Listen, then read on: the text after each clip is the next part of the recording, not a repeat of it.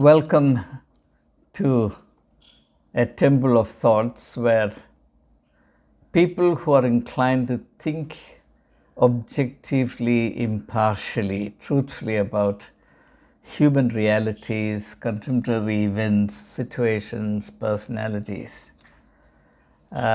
is offered as a free facility for mutual enhancement. The focal point of our reflection today is the significance of 2024, next year. In my opinion, the next year, 2024, would mark a watershed year in the life of India. And my reason for saying this must be stated very simply. In 2024, in less than a year from now, Sri Narendra Modi will be put to the test in a manner that most people do not think of, and that's the reason why I share these thoughts with you. He will not be put to the test electorally. Unlike what others are saying, I'm 100% certain that he will win the elections in 2024. There is no way that the India combined is going to defeat Sri Narendra Modi electorally. My reading of the contemporary Indian situation, the dynamics of Indian politics, the plight of particular parties, including the constituent parties of the India alliance, as also the electoral strategies of BJP, the personal charisma of Narendra Modi, and the huge, unparalleled propaganda machine network to prop it up. All this is an assortment of very gigantic forces and strategies. All these, a bird's eye view of all of this, convinces me that the outcome of 2024 general elections is a foregone conclusion. Sri Narendra Modi is sure to win, though with a slightly reduced margin of victory. So he's not going to put to the test electorally, but he's going to be put to a very serious test. And that's a test by which I hope he would not fail. Because if he fails in that, then all that is built up so far will collapse like a house of cards. So then let me straight away go to the test. What is the test? Will Modi fail or succeed by his own standard, his own norms, his own yardstick? What is that yardstick? He stipulated, he on his own ordained, legislated, if you like, the unwritten law, that nobody past the disqualifying mark of 75 years of age should hold any public office. They should retire from active politics as ᴍᴏᴜᴜ and Murali Manohar Joshi, etc. were made to. And they should act only in an advisory capacity. Of course, an exception was made in the case of Yediyurappa out of sheer compulsions of political expediency. But will Modi abide by his own yardstick and retire from active politics and pass on the helm of affairs to somebody else? Whether it's going to be Amit Shah or Yogi Adityanath, we do not know. My apprehension, even as I hope that Mr. Modi does not fail, my apprehension is that he would. And let me tell you why. Not because I entertain any strong negative or prejudicial feelings towards Mr. Modi, but because I know human nature.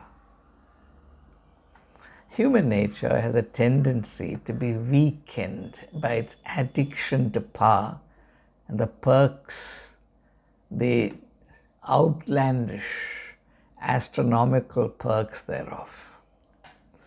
You have no idea what it means to be the Prime Minister of India. And you have no idea what it means to be the Prime Minister of India, the kind of Prime Minister that Modi has molded himself into. As of now, it's more attractive than being the President of the United States of America or even the President of Russia. I cannot compare this office with the office of the President of China, People's Republic of China. But I tell you, there is no other office other than perhaps that of the office of the President of China that compares with the office of the Prime Minister of India, the present incumbent being Sri Narendra Modi. I do not at this point in time intend to undertake an analysis of the ingredients that constitute this kind of unrivaled preeminence, national charismatic importance that the Prime Minister's office under Modi's watch has acquired. And this is largely to his own particular personality. Maybe on a later occasion I would have some comments to offer on this. But my worry is precisely that he has succeeded so eminently, which would make him fail, because that's the logic of history. In history, movements are like the movements of a pendulum. History is a pendulum. History is a pendulum. It swings from one extreme to the other. Pendulum. History is never stationary like this. Nothing will stay exactly the same. You mark my words. You examine the whole of recorded history, you will find that it was always a pendular swing. From the height of achievement, Alexander the Great collapsed into utter degeneration and premature death. From the zenith of glory, Napoleon tumbled down into the pit of utter defeat and humiliation. From the dizzy heights of worldly power, Hitler collapsed into the cowardice of suicide in a Berlin bunker. That's history. Modi cannot change it, you cannot change it. If you read Victor Hugo's classic work, the greatest novel that he has written, it's titled Les Misérables, the miserable people. It's in French, the miserable people. It's been translated into Malayalam as Pavangal. Now, in that novel, there is an extended description of the Battle of Waterloo. It's one of the best descriptions of the Battle of Waterloo you can ever read anywhere, including the works of historians. It's an amazing description of the Battle of Waterloo, at which Napoleon was worsted. And in the course of describing the Battle of Waterloo, Victor Hugo, who understood history, who understood human realities, he was almost a philosopher. I've read his works with great interest, particularly his memoirs. I've read almost all his novels and then his memoir, his autobiographical memoir.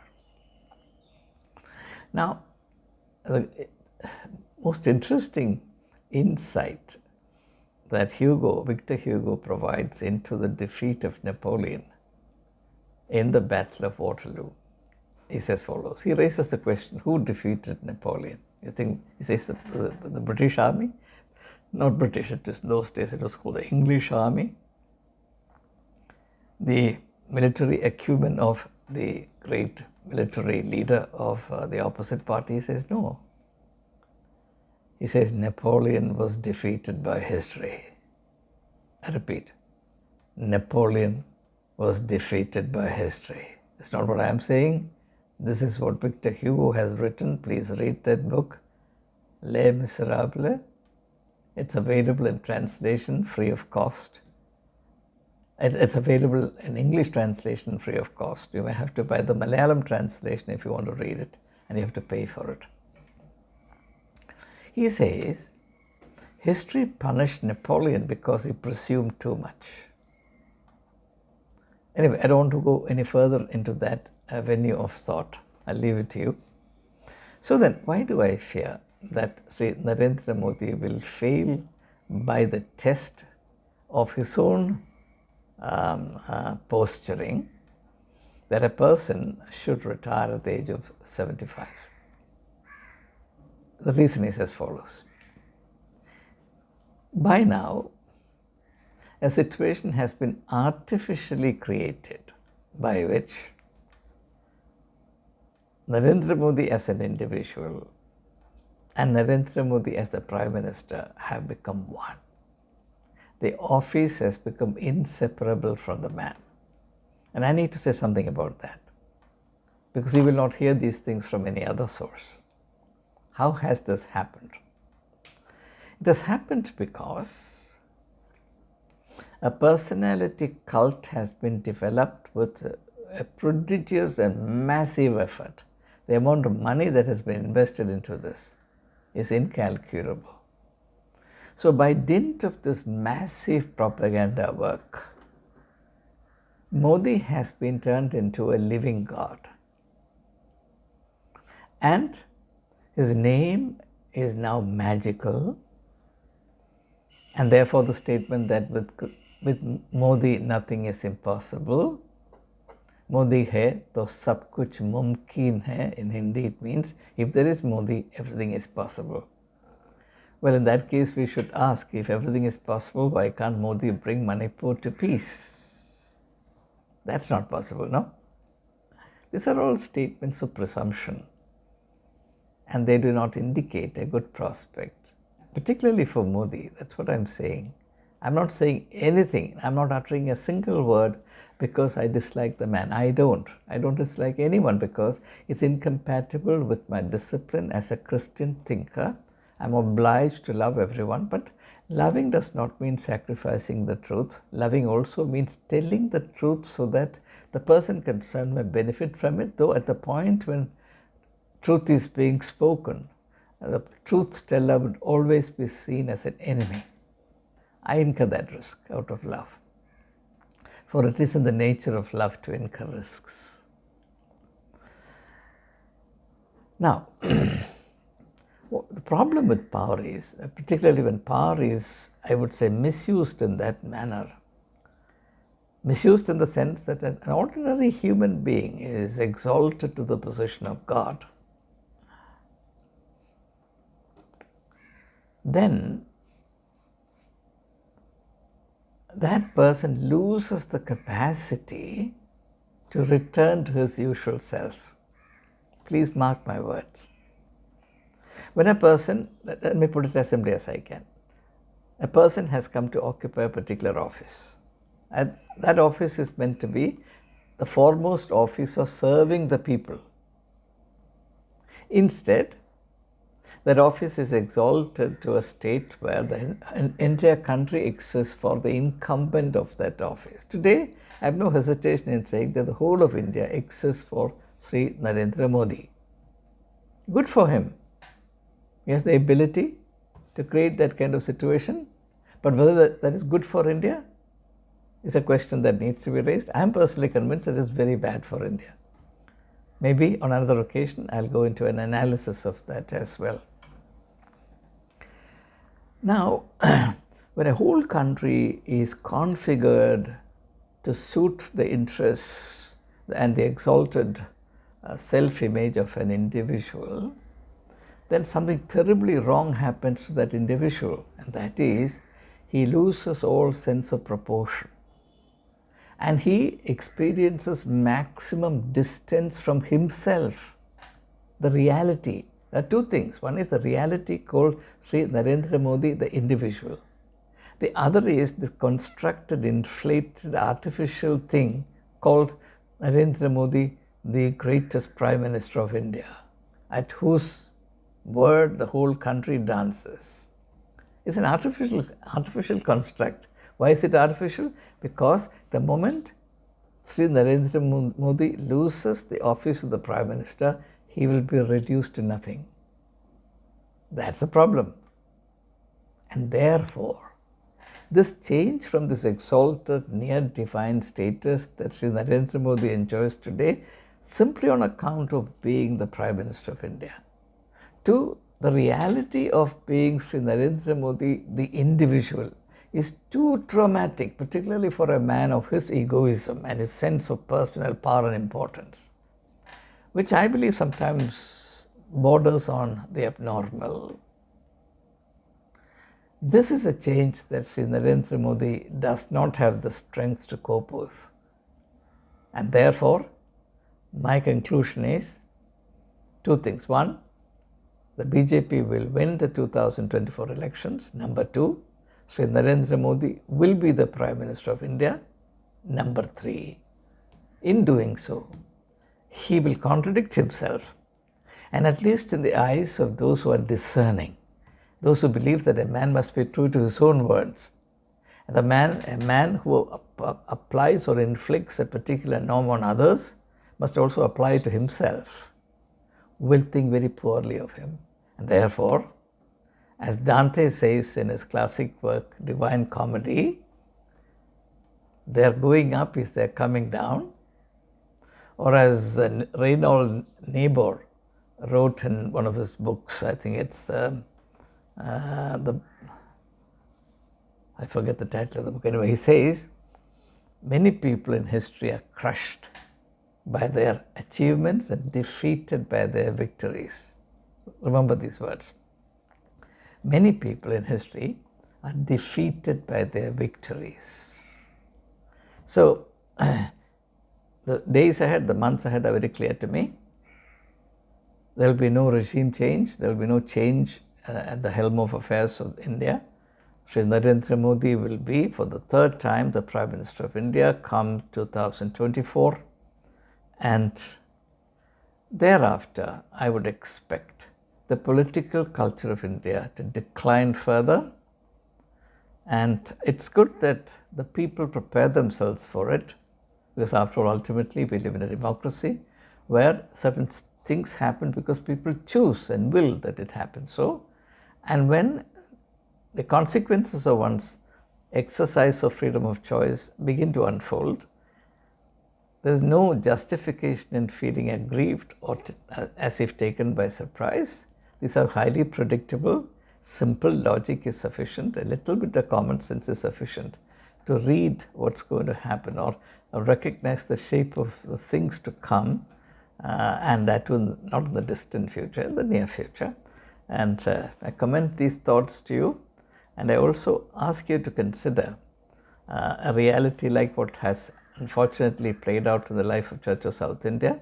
The moderator of the Church of South India till recently, Rasalam, Tharbaraja Rasalam, underwent the same tragedy. The perks of office being too exalted for his personal merits. More people come to occupy these offices and they lose their sense of proportion, their balance, and they cannot think of leaving the office. So they must cling on to it. Therefore, he tried to play foul with the constitution of the Church of South India, tried to bring about changes in order to perpetuate his continuation in office, and cut a sorry figure, corrupted the soul of the church, created enormous damage, spiritual damage to the church. Today, thousands and thousands of people feel alienated from the Church of South India, and I'm one among them. I'm one among them. All this because people who are unequal to the office, unfortunately, happen to occupy that office. The perks and power of that office make them go mad, on account of which they're not able to think rationally when it comes to themselves. And therefore, they push themselves into situations which are absolutely obnoxious, repugnant, the repugnancy of which is not obvious to them. They think they are being very clever.